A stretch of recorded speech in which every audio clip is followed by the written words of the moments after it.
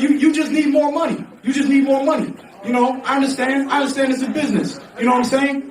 Yeah, okay.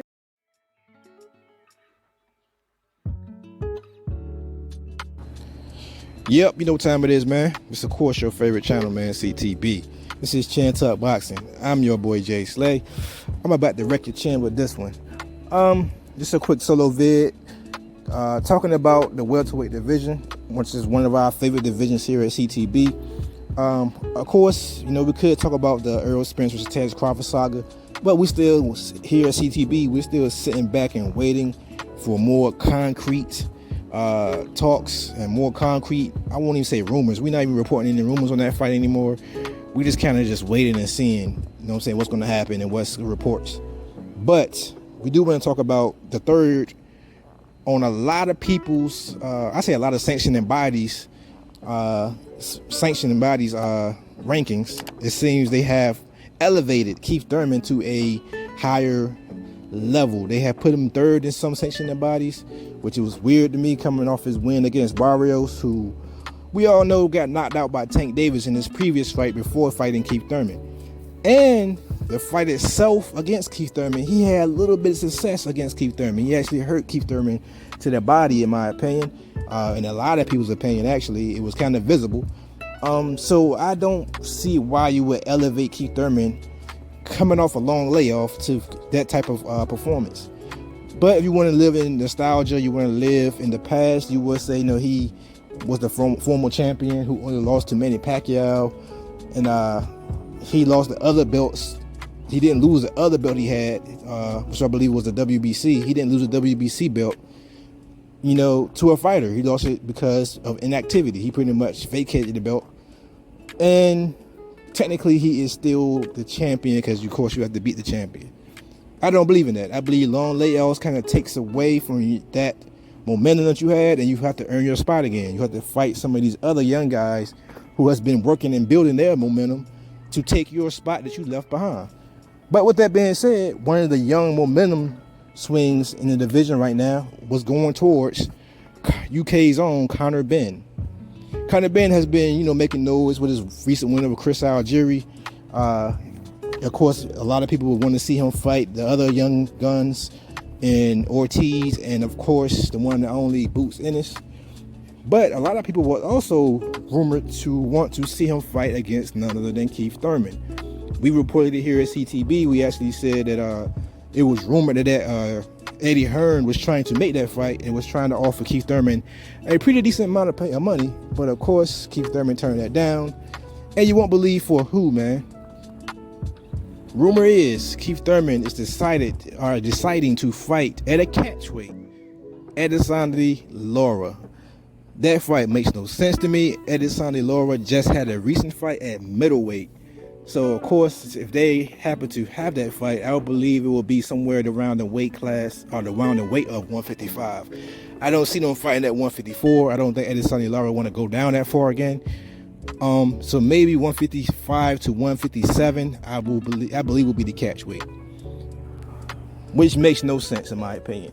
Because like I said, if Keith Thurman wanted to make noise in his own division, he wanted to make noise and get himself a little closer to fighting the winner of Terrence Crawford versus Errol Spence. In my opinion, he should be fighting the young guns who's right behind him in the rankings. He should be fighting the Boots Ennises of the world, the Ortizes of the world, even the Stanioneses of the world. He should be fighting Staniones, in my opinion. There's plenty of other fighters in his division that he can fight, unless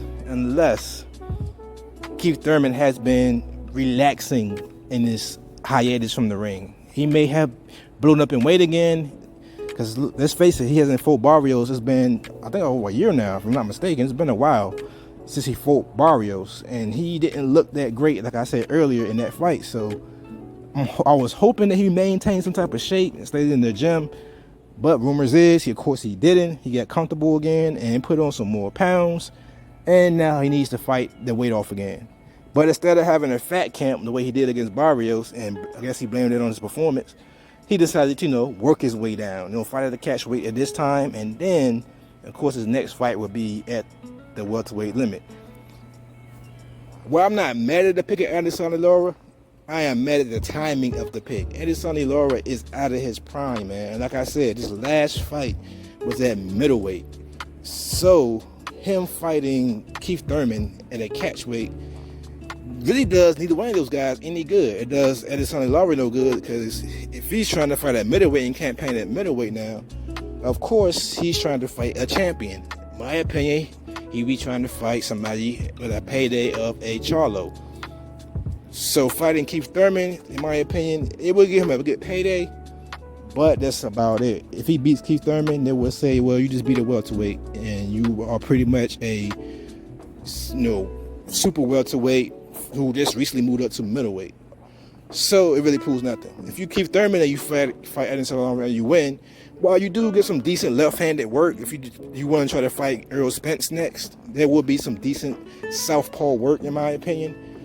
But the styles are so different that you really can't even say that there was really decent work for a Errol Spence fight. Only you can really compare them to is saying maybe the size and the fact that they both are southpaw. That's about it. You really gain nothing. This is why I feel Conor Benn and one-time Thurman should fight each other, because it's a great play. It's a great pay. It's a two-country fight. Two countries backing their fighters, so I think the payday will be there. Eddie Hearn, of course, throwing money at it. I will also say it is a high fight because of the rankings of the two guys. The two guys are ranked high on every sanctioned body, so it's a fight that proves something in the welterweight division. But Conor Benn is having a similar situation when it comes to his opponent that he's picking. It's rumored that he is rumored to be trying to fight Chris Eubanks Jr., who is also a middleweight, who also, really doesn't prove anything if Conor Benn happens to beat him, because Chris Eubanks, of course, while he's a decent name over there in the UK, he's not huge here in the States. And like I said, it proves nothing in the welterweight division if you happen to beat him. And if you happen to lose, then of course they may hurt your image and may hurt your appeal for you coming up higher in your ranking order, so you can get a Coastal Championship fight. So these two guys who should be fighting each other are fighting guys who never fought in their division before, who coming off of subpar performances, and let's face it, really doesn't prove anything if they do beat these guys. While I will say Conor Benn has a more of a excuse per se, because I think that's a great domestic fight. I'm pretty sure they have some kind of domestic rivalry going, pretty domestic stories going on in the UK. I'm pretty sure it will sell well over there. But Adesanya Lara fighting Keith Thurman here, I don't see that doing really well. I see that doing similar numbers to what Barrios and Keith Thurman did. Maybe even less, in my opinion, because a lot of Keith Thurman fans probably get jumped ship after his last performance and after he been hurt by Barrios. So let me know what you think in the comment section, man. Am I tripping? Do these two guys seem to be just looking for filler fights? Are they just picking up opponents?